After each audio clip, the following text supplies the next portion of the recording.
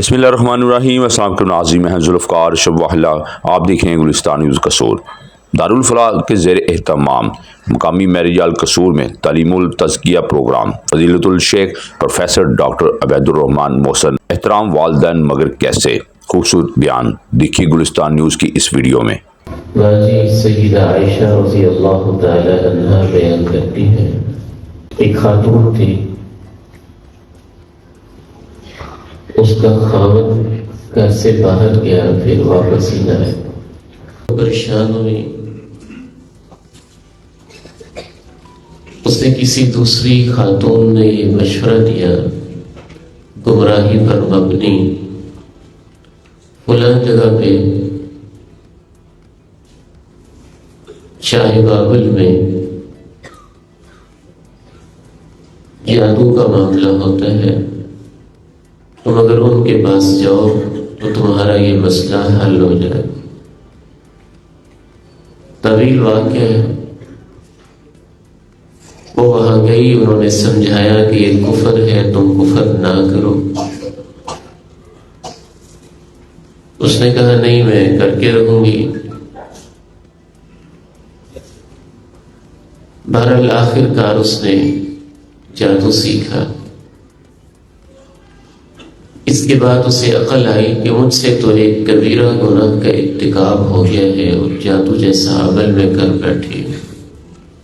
پریشان ہوئی، اس پریشانی کے عالم میں کہ میرا گناہ کیسے معاف ہوگا، اس نے مدینہ منورہ کا رخ کیا کہ امام کائنات علیہ السلام کے پاس جاتی ہوں اور آپ ہی سے پوچھوں گی کہ میرا یہ گناہ کیسے معاف ہوگا۔ جب وہ مدینہ منورہ پہنچی تو اس کی آمد سے کچھ پہلے اللہ کے پیارے نبی علیہ السلام اپنے رب کے پاس جا چکے تھے۔ ماجی عائشہ رضی اللہ تعالی عنہ بیان کرتی ہے کہ جیسے وہ روتی تھی آپ تصور نہیں کر سکتے۔ گناہ کا غم، پیغمبر کے جانے کا غم، مسئلہ کے جس مقصد کے لیے آئی تھی اس کے پورا نہ ہونے کا غم،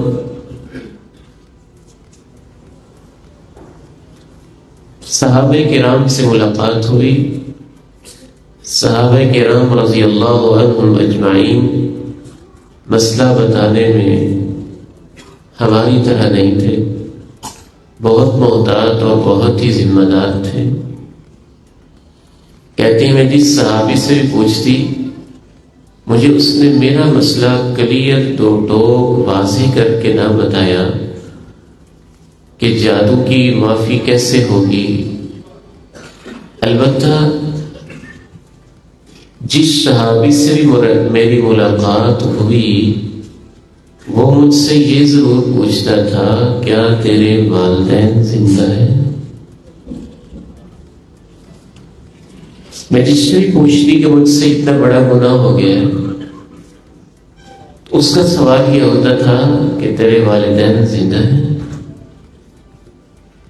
پھر میں کسی کے پاس جاتی تو اس کا سوال یہ ہوتا، تیرے والدین زندہ ہیں، اور ساتھ یہ کہتے اگر تیرے والدین زندہ ہوتے تو ان کی خدمت کرتی، مطلب یہ تھا وہ تیرے لیے دعا کرتے تو اللہ جادو جیسے تیرے گناہ کو بھی معاف کر دیتا۔ حضرت عبداللہ بن عباس رضی اللہ تعالی عنہما تشریف فرما تھے، ایک نوجوان آیا، کہنے لگا انی خطبت امرأة، میں نے ایک عورت کو رشتے کا پیغام بھیجا، فابت، وہ نہ مانی۔ کسی اور نے پیغام بھیجا، رشتہ منظور ہو گیا، فغرت علیہا، مجھے بہت غصہ آیا، فقتلتها، تو میں نے اس لڑکی کو قتل کر دیا۔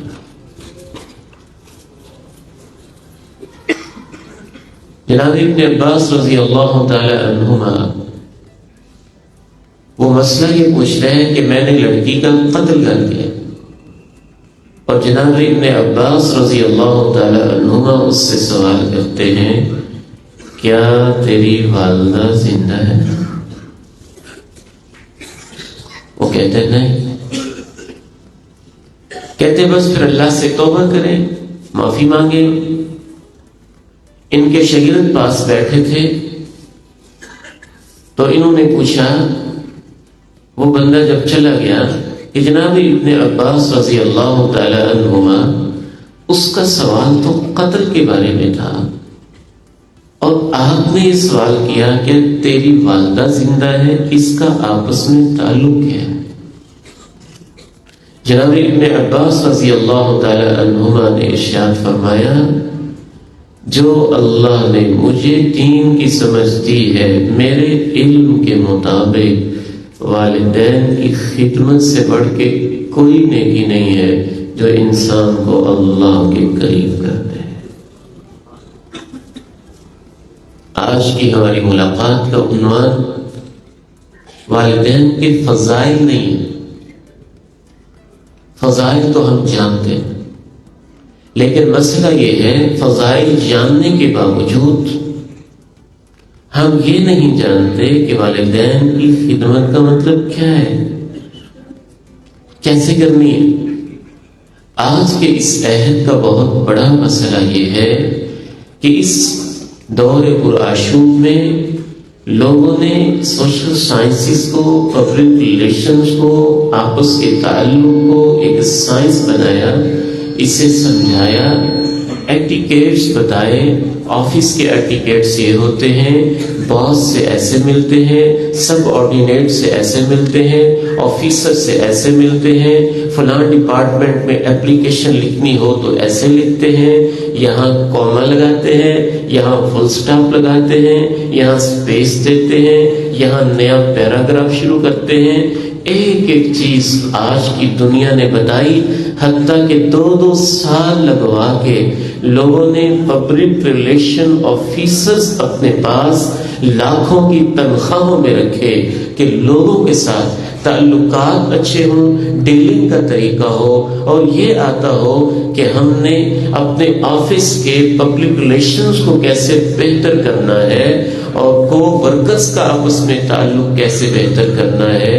آج کے بد نصیب انسان نے جس تعلق کو نہیں سمجھا کہ والدین کے ساتھ تعلق کو بہتر کیسے کرنا ہے.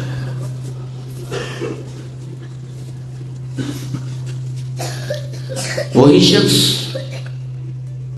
وہی آفیسر اور وہی آفس جہاں ایک ایک لفظ کی غلطی پکڑی جا رہی ہے، ایک ایک چیز پہ کہ تو نے فلاں فارمیلٹی کا خیال نہیں رکھا، تو نے یہ کر دیا، یہاں یہ لفظ لکھنا تھا، یہ فلاں لیول کا آفیسر ہے، اس کو ایسے ایڈریس کرنا تھا، اس کی بجائے تو نے یہ لکھ دیا، تو نے تو اس کی شان میں گستاخی کر دی. اس کا رینک یہ بنتا تھا، تو نے یہ دے دیا. اس کا گریڈ یہ بنتا تھا، تو نے یہ دے دیا. اس کا ٹائٹل یہ بنتا تھا، تو نے یہ دے دیا. ایک ایک چیز کا اس دور میں خیال رکھا جاتا ہے. یاد رکھیے، اللہ کے قرآن کے مطابق اللہ اور اللہ کے رسول کی ہستی کے بعد اگر سب سے اونچا دنیا میں کسی کا گریڈ ہے اور سب سے زیادہ کسی کے ایٹیکیٹس کا خیال ہے اور کسی کے آداب کا لحاظ ہے تو وہ والدین کی ہستی ہے. ایک اور بات بھی سمجھ لیجیے، اہل علم بیٹھے ہیں، مکہ اور مدینہ کے ماشاءاللہ فاضلین علماء کرام بیٹھے ہیں. میں ان کی موجودگی میں کہنا چاہتا ہوں، قرآن مجید نے جہاں بھی والدین کا تذکرہ کیا ہے نا، والدین کا کیا ہے، صرف ماں کا نہیں کیا. ایک بھی آیت قرآن کی مجھے آپ ایسی نہیں دکھا سکتے جس میں صرف ماں کا تذکرہ ہو. ایک جگہ پہ اگر اللہ نے یہ کہا بھی نا کہ ماں نے تیرے لیے یہ تکلیفیں اٹھائی ہیں، تو پھر آگے تسنیہ کا لفظ لے آئے، پھر والدین کا تذکرہ کر دیا. تو آج ہم نے یہ سیکھنا ہے کہ والدین کا اتنا اونچا جو مقام ہے تو اس کا ہم نے خیال کیسے رکھنا ہے. اور شاید مجبوری کی وجہ سے مجھے اپنی پریکٹیکل لائف سے بھی اور آج کے ان لوگوں کی زندگی سے جو اس مقام کو سمجھتے ہیں اور سلف صالحین کی زندگی سے جو واقعتاً سمجھتے تھے کہ والدین کتنی بڑی ہستی ہوتی ہیں، ان سے جا بجا مثالیں پیش کرنا ہوگی تاکہ پتہ چلے یہ خیالی بات نہیں ہے، جو سمجھتے تھے انہوں نے اس پہ عمل کر کے دکھایا بھی ہے. اسی آیت کی روشنی میں ہم آگے بڑھیں گے. وَقَضَىٰ رَبُّكَ، تیرے رب کا فیصلہ ہے. قرآن کی جو گہرائی ہے دنیا کا کوئی شخص وہاں نہیں پہنچ سکتا. کوشش کیجیے گا کہ یہ آیت تو یاد ہی ہو جائے آپ کو. وَقَضَىٰ رَبُّكَ، تیرے رب کا یہ فیصلہ ہے. سوشل میڈیا والے کچھ اور سکھاتے ہیں، سکھاتے رہیں. دنیا والے کچھ اور سکھاتے ہیں، سکھاتے رہیں. مجھے تو افسوس ہوتا ہے آج کل کے بڑے بڑے یوٹیوب کے اسکالرز، فیس بک کے اسکالرز، واٹس ایپ کے بڑے بڑے گروپوں کو چلانے والے، یوٹیوب کے چینلز کے اوپر ملینز کے لحاظ سے سبسکرائبرز رکھنے والے، وہ سب سے زیادہ والدین کو سکھا رہے کہ تم نے پیرنٹنگ کیسے کرنی ہے. اولاد کو نہیں سکھا رہے تم نے اولاد بن کے کیسے رہنا ہے. یہ جدید دور کا ایک المیہ ہے. میں یہ نہیں کہتا کہ پیرنٹنگ سکھانی نہیں چاہیے، سکھانی چاہیے، لیکن وہ ایک فطری چیز ہے. ہر والدین کے دل میں ایک اللہ رب العزت نے ایسی تڑپ رکھی ہوتی ہے کہ بالعموم وہ اس سے غافل نہیں ہوتے ہیں. قرآن و سنت کے منہج میں پیرنٹنگ کے اوپر زیادہ توجہ، زیادہ فوکس، اور ہر وقت والدین کو نہیں کوسا گیا تم نے ایسے کیا تھا، تم نے ایسے تربیت کرنی تھی اور ایسے کر دی، تم نے ایسے کہنا تھا اور ایسے کہہ دیا، تم نے یہ کرنا تھا اور وہ کر دیا. پورے قرآن کا منہج، سنت کا منہج، محدثین کا منہج، صحابہ اور تابعین کا منہج. ٹھیک ہے والدین علم کے ایک مرحلے سے ان کو گزرنا چاہیے، وہ ان کی ایک علیحدہ ایک پروگرام ہو سکتا ہے، کورس ہو سکتا ہے، اس میں صرف والدین شریک ہوں گے، ان کے لیے ڈیزائن کیا جا سکتا ہے. لیکن پبلک فورم کے اوپر قرآن و سنت اولاد پہ فوکس کرتی ہے کہ تم نے اولاد بن کے کیسے رہنا. اس لیے قرآن مجید کا آغاز کہاں سے ہوا؟ وَقَضَىٰ رَبُّكَ، تیرے رب کا یہ فیصلہ ہے. دنیا والے کچھ اور کہتے ہیں، کہتے رہیں. جدید سوشل سائنسز کسی اور لائن کی طرف جاتی ہیں، جاتی رہیں. یوٹیوبرز کسی اور میدان کی طرف رخ کرتے ہیں، کرتے رہیں. آج کے اسکالرز اور اپنے نوجوانوں کو اور سبسکرائبرز کو خوش کرنے کے لیے کہ زیادہ تر سوشل میڈیا کو استعمال کرنے والی کمیونٹی یوتھ کی ہوتی ہے، ان کو راضی کرنے کے لیے کہ میری ماں نے یہ غلطی کی تھی، میرے باپ نے یہ غلطی کی تھی، ہماری تربیت کے اندر ان سے یہ کوتاہیاں رہ گئی تھیں، ان کو راضی کرنے کے لیے وہ جو کچھ کہتے ہیں کہتے رہے. تیرے رب کا فیصلہ کچھ اور ہے. پہلا لفظ یہ ہے تاکہ کوئی یہ نہ کہہ دے کہ یہ مولویوں کی باتیں ہیں. کس کا فیصلہ ہے؟ تیرے رب کا فیصلہ ہے. اور یہ لفظ نہیں کہے تیرے رب کا حکم ہے، یہ نہیں کہے تیرے رب کی نصیحت ہے، یہ نہیں کہے تیرے رب کا مشورہ ہے.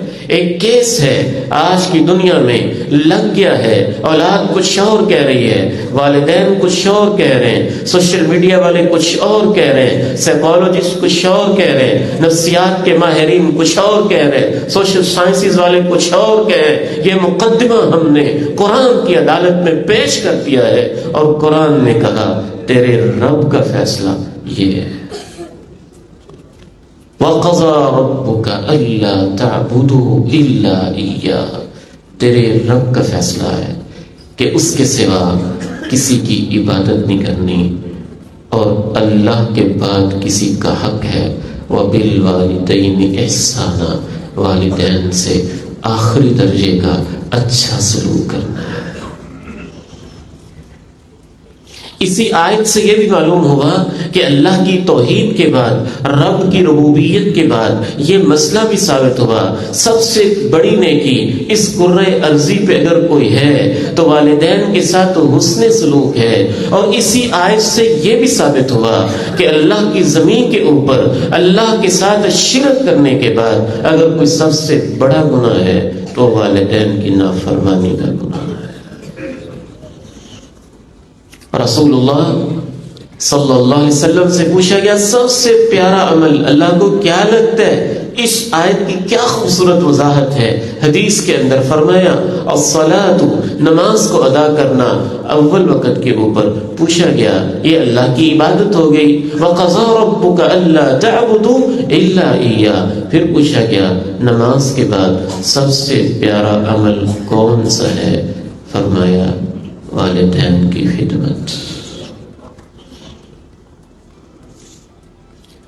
وَبِالْوَالِدَيْنِ إِحْسَانًا، سب سے پہلا لفظ اللہ نے یہ استعمال کیا وَقَضَىٰ رَبُّكَ أَلَّا تَعْبُدُوا إِلَّا إِيَّاهُ۔ تو سب سے پہلی چیز ہم نے آج کے اس لیکچر میں یہی سمجھی قرآن مجید کی روشنی میں کہ والدین کی خدمت کرنا، ان کی رضا چاہنا، ان کو خوش کرنا، ان کی دعائیں لینا، ان کے آگے پیچھے رہنا، ان کے سامنے نگاہیں جھکا کے رکھنا، سب سے پہلی چیز خدمت کے لیے یہی ہے کہ آپ اپنے تصورات کو ٹھیک کریں کہ وہ بہت بڑی ہستی ہے، اتنی بڑی ہستی کہ اللہ اور اللہ کے رسول کے بعد سب سے بڑے افسر وہی ہیں، سب سے بڑے باس وہی ہے۔ یا اللہ میں تیرے قرآن پہ قربان جاؤں۔ یہاں پھر ان لوگوں کو اپنی فکر کرنی چاہیے جو ہر وقت ماں ماں ہی کہتے رہتے ہیں۔ اللہ رب العزت نے یہاں پھر یہ لفظ استعمال کیے وَبِالْوَالِدَيْنِ إِحْسَانًا، وہ دونوں والدین، یہ بھی کہا جا سکتا تھا ابوینی، ماں باپ، یہ بھی کہا جا سکتا تھا بڑے، یہ بھی کہا جا سکتا تھا پالنے والے، یہ بھی کہا جا سکتا تھا جنم دینے والی، یہ نہیں کہا۔ اللہ نے کہا وَبِالْوَالِدَيْنِ، وہ دونوں جنم دینے والے، ان کے ساتھ اچھا سلوک کرنا ہے۔ پیدائش کا سبب دونوں ہے، تخلیق کے عمل میں دونوں ہیں، ایک اپنے پیٹ میں بوجھ اٹھاتی ہے، ایک اپنے کندھوں پہ بوجھ اٹھاتا ہے۔ اس لیے اللہ نے دونوں کا لفظ استعمال کیا وَبِالْوَالِدَيْنِ إِحْسَانًا، اور ولد کا معنی ہی جنم دینا، وَوَالِدٍ وَمَا وَلَدْ،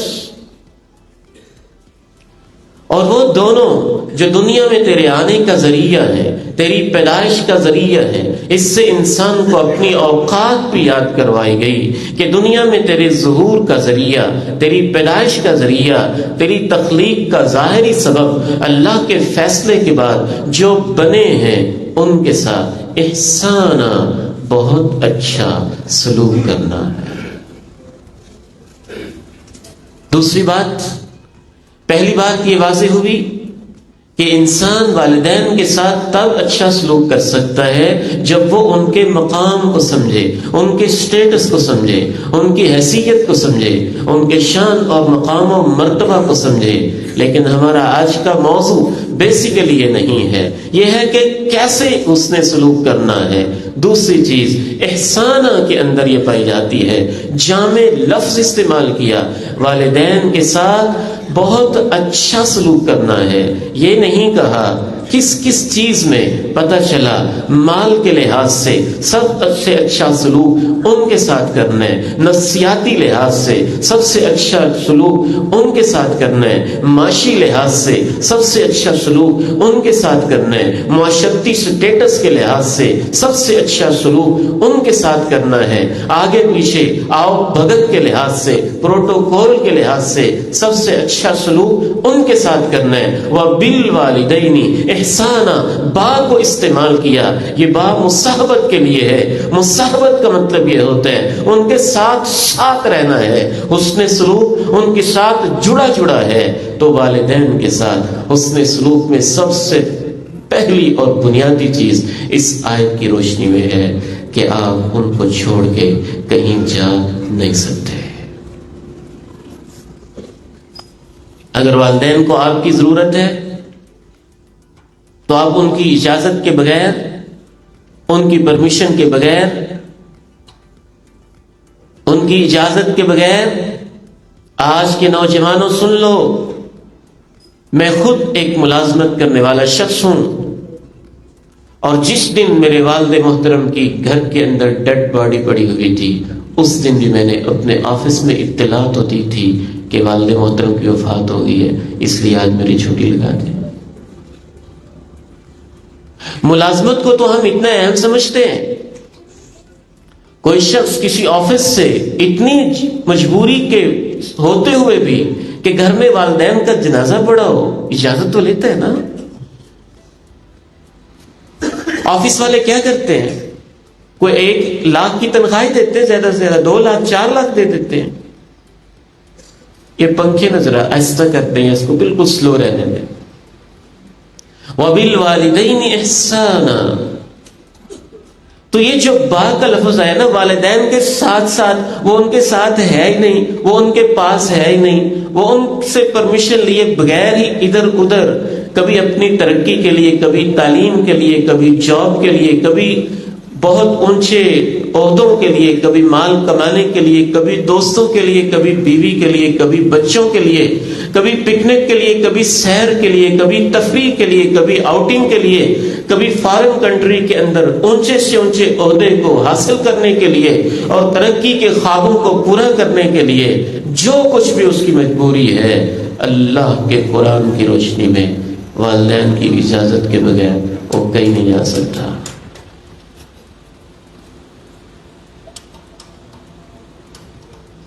شاید آپ کے لیے یہ بات عجیب ہوگی، ویسے والدین مجبوری کے بغیر روکتے تو نہیں ہیں. وہ تو روکتے ہی تب ہے جب ان کو پتا ہو کہ اس کے بغیر ہمارا گزارا نہیں ہے. اچھا، آپ کو اس لیے بات سمجھ نہیں آئی ہوگی کہ یہ کیا بات ہوئی، کیونکہ یہ لبرلزم کا دور ہے نا. ہر بندہ اپنے آپ کو آزاد سمجھتا ہے. Freedom of action, freedom of speech, اور فریڈم پتہ نہیں کون کون سی. آپ کو اس لیے بھی یہ بات سمجھ نہیں آتی ہوگی کہ یہ کیا بات کہہ دی گئی ہے. تم تو صرف سیر کے لیے، ترقی کے لیے، جاب کے لیے، پیسوں کے لیے بیرون ملک بغیر اجازت کے بغیر پوچھے چلے جاتے ہو.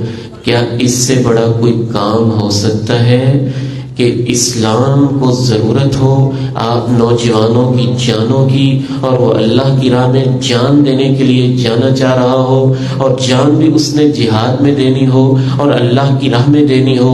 ہتھیلی پہ اس نے جان رکھی ہو، سر پہ اس نے کفن باندھنا ہو، جہادی تحریک ہو، اور تحریک بھی وہ ہو جس کی قیادت اللہ کے نبی کر رہے ہوں، اور جانا بھی اس نے مدینے میں ہو اور مسجد نبوی میں ہو، اور نمازیں اللہ کے پیغمبر کے پیچھے پڑھنی ہوں اور جمعے آپ کے پیچھے پڑھنے ہوں.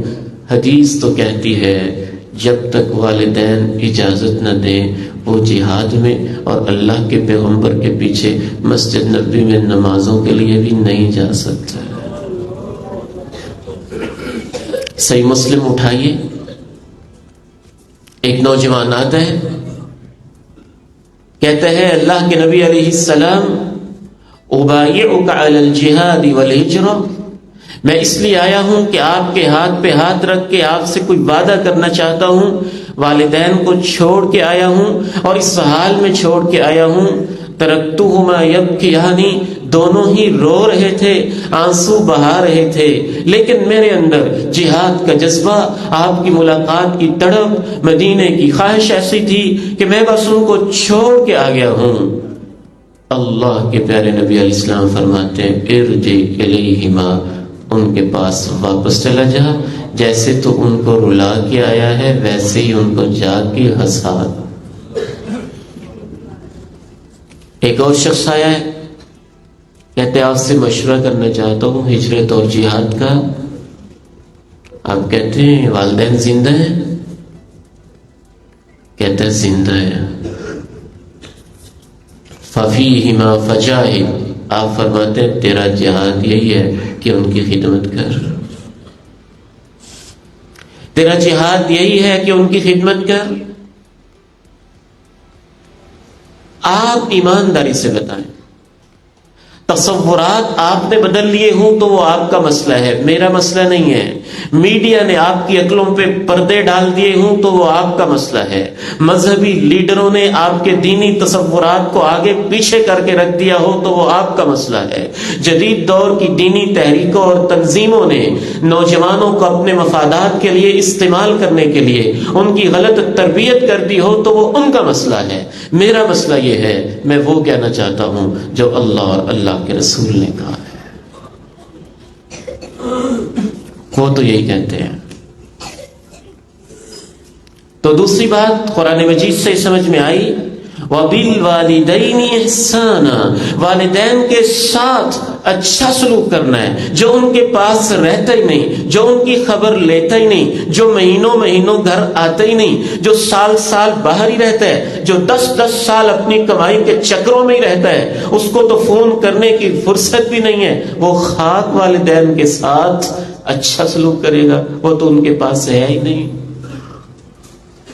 ہاں انہوں نے اجازت دی، ٹھیک ہے، 4-5 بچے ہیں، 2-3 باہر ہیں، ٹھیک ہے، ایک خدمت پہ موجود ہے، وہ محسوس نہیں کر رہے، ان کی طرف سے اجازت ہے، ٹھیک ہے ہی ایک وہ بھی باہر ہے، ہی 4 وہ بھی باہر، اور اجازت کے بغیر، ان کی خوشی کے بغیر، جبکہ ان کو ضرورت ہو، ان کو ضرورت نہیں ہے، ٹھیک ہے، انہوں نے اجازت دے دی ہے، ٹھیک ہے۔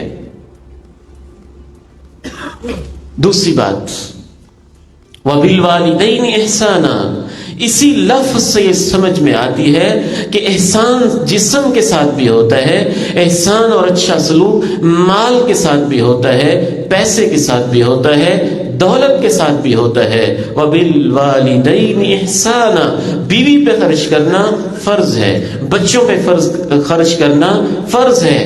وہ رویہ بھی نہیں ہونا چاہیے کہ انسان نے جب نکاح کیا تھا تو اس نے کہا تھا قبول ہے، تو قبول ہے کا مطلب یہی تھا کہ مجھے اس اپنی ہونے والی بیوی کی ذمہ داریاں، فائنینشیل ڈیوٹیز، معاشی کفالت، اس کی پرورش، حسن سلوک مجھے قبول ہے۔ بڑی محفل میں اللہ کی آیات سن کے اس نے وعدہ کیا تھا، اور وہ والدین کے بہانے بیوی بچوں کے اخراجات پورے نہ کرے، یہ رویہ بھی درست نہیں ہے۔ اور یہ رویہ بھی درست نہیں ہے کہ اسے بیوی بچوں کے اخراجات کی اتنی فکر ہو کہ والدین پہ خرچ کرنے کے لیے اس کے پاس کچھ بچے ہی نہ۔ سب سے پہلے والدین پہ خرچ کرنا ہے۔ پھر برکتیں دیکھیں زندگی میں آتی کیسی ہیں۔ حدیث رسول ہے، وہ نوجوان تھا، شادی شدہ تھا، اس کے بچے بھی تھے۔ ایک ہے نا ان میرڈ ہو، شادی شدہ تھا، اس کے بچے بھی تھے، ضرورت مند بھی تھے، وہ جانوروں کو لے جاتا تھا، چراتا رہتا تھا، رات کو واپس آتا تھا، دودھ دوہتا تھا، تو سب سے پہلے کن کو پلاتا تھا؟ والدین کو۔ ایک رات وہ سوئے رہ گئے تھے۔ اب میں تو نہیں کہہ رہا نا، اللہ کے پیارے نبی علیہ السلام بیان کر رہے ہیں، اور صدیاں بیت گئیں پھر بھی اس کی عظمت کو آپ دہرا رہے ہیں، اور ان الفاظ میں دہرا رہے ہیں کہ زندگی کی مشکلیں آتی ہیں، پریشانیاں آتی ہیں، اتنی بڑی پریشانی آئی ہے کہ غار میں پناہ لی ہے، جھکڑ چلے ہیں، طوفان آیا ہے، بارش آئی ہے، جان کے لالے پڑے ہیں، جان بچانے کے لیے غار میں پناہ لی ہے، پھر جھکڑ اور چلے ہیں، پتھر غار کے منہ پہ آیا ہے، بند ہو گیا، گھپ اندھیرے ہو گئے، اور وہ کہتے ہیں اللہ میرے پاس تجھے پیش کرنے کے لیے یہ نیکی ہے۔ میرے والدین تھے، میں سب سے پہلے ان کو دودھ پلاتا تھا۔ ایک رات میں لیٹ واپس آیا، وہ سو گئے، میں ساری رات ان کے سرہانے پہ کھڑا رہا۔ میرے بچے روتے رہے، میری ضمیر نے گوارا نہ کیا والدین بھوکے ہوں، میں پہلے ان کو پلا دوں۔ بچے بھی سو گئے اور میں رات بھر ان کے سرہانے ہی کھڑا رہا۔ اللہ تجھے یہ نیکی قبول ہے تو آج میری مشکل کو دور کر دے۔ ادھر سے اس کے الفاظ ختم ہوتے ہیں اور اللہ پتھر کو پیچھے ہٹا دیتے۔ وَبِالْوَالِدَيْنِ إِحْسَانًا۔ میں بڑی حسرت سے کچھ والدین کو دیکھتا ہوں، کہتا ہے میرا بیٹا بہت اچھی جاب کر رہا ہے، لاکھوں میں اس کی تنخواہ ہے، پھر بیچارے ایسا سے کہتے ہیں لیکن ہمیں کبھی نہیں پوچھا اس نے۔ اللہ اس کو اور ترقی دے، وہ تو والدین ہیں، وہ تو یہ کہتے ہیں۔ الحمدللہ میں تحدیث نعمت کے طور پہ عرض کرنا چاہوں گا کہ اللہ تعالیٰ نے مجھے جاب دی، تنخواہ دی۔ ایک دفعہ نہیں، کئی دفعہ ایسے ہوا کہ میں تنخواہ جیسے ملتی والدہ کے ہاتھوں پہ رکھ کے کہتا، ماں جی جیسے بچپن میں آپ مجھے خرچہ دیتی تھی نا، مجھے آپ سے لینا اچھا لگتا ہے، آپ اس میں سے مجھے خرچہ دیتے۔ یقین مانے اکثر وہ ساری واپس کر دیتے تھے، کبھی ضرورت ہوتی تو خوش کرنا ہے نا، راضی کرنا ہے۔ آپ کو دنیا کو ہر شخص کو راضی کرنا آتا ہے، بس والدین کو راضی کرنا ہی نہیں آتا، والدین کو خوش کرنا ہی نہیں آتا۔ کئی دفعہ گھر میں فروٹ لاتے اور میری کوشش ہوتی کہ پہلے والدہ کے کمرے میں چکر لگائیں اور فروٹ ان کے سامنے پیش کریں، فروٹ ان کے سامنے رکھ کے پھر کہتا کہ ماں جی اس میں سے آپ، یہ آپ کا ہی ہے تو بچوں کے لیے آپ خود نکال دیں اپنے ہاتھوں سے۔ یقین مانے ہم خود رکھتے تو والدہ کے لیے سب سے اچھا رکھتے، اور جب والدہ ہمارے بچوں کے لیے وہ فروٹ نکالتی تو سب سے اچھا وہ ہمارے لیے نکالتے۔ وَقَضَىٰ رَبُّكَ أَلَّا تَعْبُدُوا إِلَّا إِيَّاهُ وَبِالْوَالِدَيْنِ إِحْسَانًا وَبِالْوَالِدَيْنِ إِحْسَانًا۔ والدین کے ساتھ بہت اچھا سلوک کرنا ہے۔ آپ کو یہ تو پتا ہے دنیا کے فلاں شخص سے کیسا اچھا سلوک کرنا ہے، یہ بھی پتا ہے فلاں کے ساتھ کیسا اچھا سلوک کرنا ہے، یہ سیکھنے کی چیز ہے۔ سلف صالحین سے سیکھیں، قرآن کی آیات سے سیکھیں، احادیث مبارکہ سے سیکھیں، پیغمبر کی باتوں سے سیکھیں، صحابہ کے رویوں سے سیکھیں، تابعین کے منہج سے سیکھیں، محدثین کے طرز زندگی سے سیکھیں۔ یہ وہ لوگ تھے جنہوں نے ایک پورا کلچر ڈیولپ کیا تھا، ایک پوری تہذیب کھڑی کی تھی، جس تہذیب میں نظر آتا تھا والدین کے بعد سب سے بڑا افسر، اللہ کے بعد سب سے بڑا آفیسرشپ جس کے پاس کرسی ہے وہ والدین کی ہستی ہے۔ یہ تہذیب تو آپ کو نہیں سکھائے گی، جدید تعلیم تو آپ کو نہیں سکھائے گی، ان کے ہاں تو فیملی سسٹم ہی نہیں ہے۔ جب خاندانی نظام ہی نہیں ہے تو پھر یہ چیزیں کیسے آئیں گی؟ خاندانی نظام کی بنیاد تو والدین پہ کھڑی ہوئی ہے۔ یہ تہذیب کا مسئلہ ہے، یہ تمدن کا مسئلہ ہے، اور اس حد تک خدمت سلف صالحین کے آثار سے معلوم ہوتا ہے کہ وہ تو ماں کے سر سے جوئیں بھی خود نکالتے تھے، مالش بھی خود کرتے تھے، تیل اپنے ہاتھوں سے لگاتے تھے، ان کے پاؤں اپنے ہاتھوں سے دباتے تھے۔ جس طرح سے آپ بچے تھے نا، بچے تو آپ کبھی کبھی رو پڑتے تھے اور بس ماں آپ کے سینے پہ ہاتھ رکھتی تھی اور آپ فوراً چپ ہو جاتے تھے۔ آسمان سر پہ اٹھایا ہوا تھا، ماں نے ہاتھ رکھا سینے سے چمٹایا، آپ خاموش ہو گئے، باپ نے کندھے پہ اٹھایا، آپ خاموش ہو گئے، باپ نے یوں اوپر کر کے جھولا دیا، آپ خاموش ہو گئے. تو آپ کا رونا اس وقت صرف ماں کا باپ کا پیار لینے کے لیے تھا. ایسے ہی جب ماں باپ بڑے ہو جاتے ہیں تو ان کی بہت ساری تکلیفوں کا حل آپ کے ہاتھوں کے لمس میں ہوتا ہے. کہ آپ ہاتھ رکھ دیں ان کے پاؤں پہ، آپ ہاتھ رکھ دیں ان کے چہرے پہ، پیشانی پہ، ان کے سر پہ، ان کے سینے پہ، آپ ان کے ساتھ لیٹ جائیں، آپ ان کو گلے لگا لیں، آپ ان کو باہوں میں لے لیں. بڑھاپے میں انہیں یہ چیزیں بہت اچھی لگتی ہیں. آپ یہ سمجھتے ہیں کہ میں نے بڑے بڑے ڈاکٹر سے علاج کروا لیا ہے، میں نے بڑے بڑے سائیکالوجسٹ کو کنسلٹ کر لیا ہے، میں نے مہنگی مہنگی دوائیں لے لی ہیں. مہنگی دوائیاں، بڑے بڑے ڈاکٹرز، ان کی کاؤنسلنگ، ان کی مشاورت میں ان کے غم کا وہ علاج نہیں ہے جو تمہارے پیار اور ہاتھوں کے ٹچ میں اللہ نے رکھا ہوا ہے. وَبِالْوَالِدَيْنِ إِحْسَانًا. اس کے اندر ایک چیز یہ بھی شامل ہے کہ ان کی اطاعت کی جائے نا، ان کی فرما برداری کی جائے. اور فرما برداری کس لیول پہ کی جائے؟ امام سعید ابن مسیب رحمہ اللہ اور امام عون ابن عبداللہ رحمہ اللہ ایک بہت بڑے محدث ہیں، ایک بہت بڑے تابعی ہیں، صحابہ کے شاگرد ہیں. ان کے کلچر سے آپ کو پریکٹیکلی دکھاتا ہوں. امام سعید ابن مسیب رحمہ اللہ سے پوچھا گیا کہ یہ جو قرآن اتنی تاکید کرتا ہے والدین کی سمع و اطاعت کے بارے میں، اس کا کیا مطلب ہے؟ کہا تمہارا باس ہو، مالک جس نے پیسے دے کے تمہیں خریدا ہو اور ہو بھی سخت غصے والا، اور تم نے اس کے حق میں غلطی کی ہو، جیسے وہ تمہیں طلب کر لے کہ آؤ میرے پاس، تم میرے نوکر ہو، تم نے یہ غلطی کی ہے، اور سخت بھی ہو، باس بھی ہو، اور اس نے تمہیں پیسوں سے خریدا بھی ہو، تو جیسے اس کے سامنے نگاہیں جھکا کے کھڑے ہوتے ہو، والدین کے سامنے ایسے رہے نا، تو پھر احسان کا حق ادا ہوتا ہے. وَقَضَىٰ رَبُّكَ أَلَّا تَعْبُدُوا إِلَّا إِيَّاهُ وَبِالْوَالِدَيْنِ إِحْسَانًا. امام عون ابن عبداللہ رحمہ اللہ، تمہارے ذہن مسخ ہو گئے، تمہارے دلوں پہ زنگ اتر گیا. جدید میڈیا اور کلچر نے تصورات کو بدل دیا اور باس کسی اور کو بنا دیا.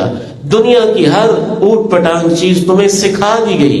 بس والدین کی خدمت کیا ہے، احسان کا طرز عمل اور حقیقی تقاضا کیا ہے، یہ تم نہ سیکھ سکے. اس لیے تمہیں اس دور سے نکل کے اس دور میں جانا ہوگا جو خیر القرون کا دور ہے، صحابہ اور تابعین کا دور ہے، محدثین کا دور ہے. امام عون ابن عبداللہ رحمہ اللہ، ان کا اتنا بڑا حلقہ لگا ہے. یہ تو معمولی لوگ ہیں. محدثین کے حلقات میں 20-20 ہزار 10-10 ہزار لوگ بیٹھا کرتے تھے. یہ بڑے محدث ہیں اور حدیث پڑھا رہے ہیں، بالکل ایسے جیسے آپ کا یہ بھائی عبید الرحمن محسن قرآن کی آیت کی تفسیر کر رہے ہیں. آپ شوق اور محبت سے آئے ہوئے، ان کا حلقہ لگا ہوا ہے، مسجد میں بیٹھے، ایک شان اور ایک مقام ہے. سارے شاگرد سامنے بیٹھے اور ان کی ماں آ گئی.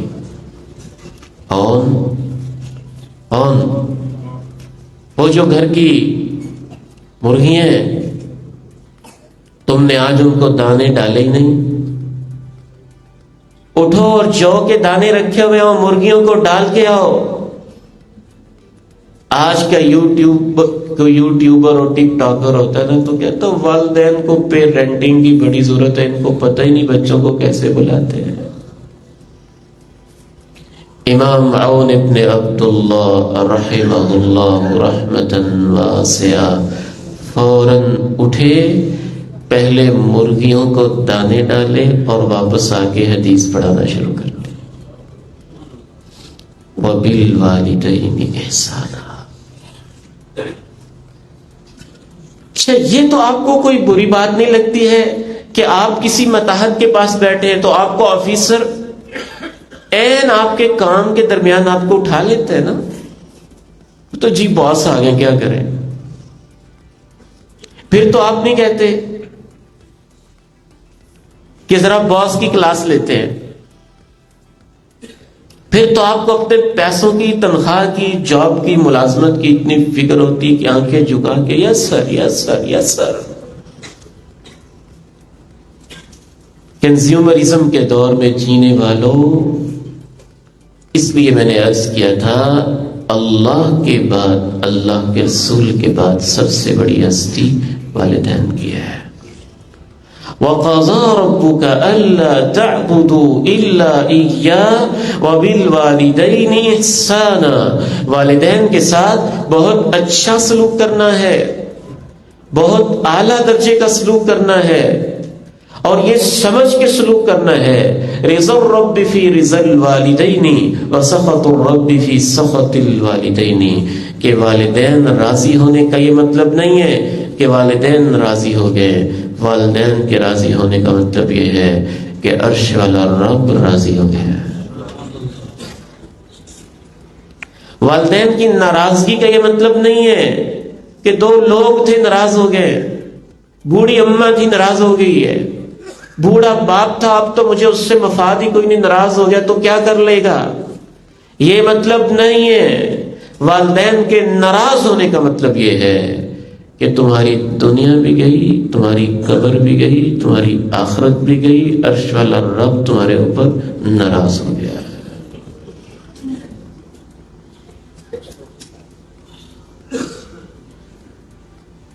وَقَضَىٰ رَبُّكَ أَلَّا تَعْبُدُوا إِلَّا إِيَّاهُ وَبِالْوَالِدَيْنِ إِحْسَانًا إِمَّا يَبْلُغَنَّ عِندَكَ الْكِبَرَ أَحَدُهُمَا أَوْ كِلَاهُمَا فَلَا تَقُل لَّهُمَا أُفٍّ۔ ویسے تو پوری زندگی ہی خیال رکھنا ہے، لیکن بالخصوص جب وہ بڑھاپے کو پہنچ جائیں، الفاظ میں پھر غور کریں، قرآن کے الفاظ میں ڈوب جائیں۔ اما، اگر، یبلغن، پہنچ جائے، عندک، تیرے پاس، الکبر، بڑھاپے کو، احدہما، ان میں سے ایک، او کلاہما، یا دونوں۔ آپ نے بیان کیا بھی تو صرف ماں ہی کرتے رہے، اللہ کے قرآن کا انداز تو دیکھے۔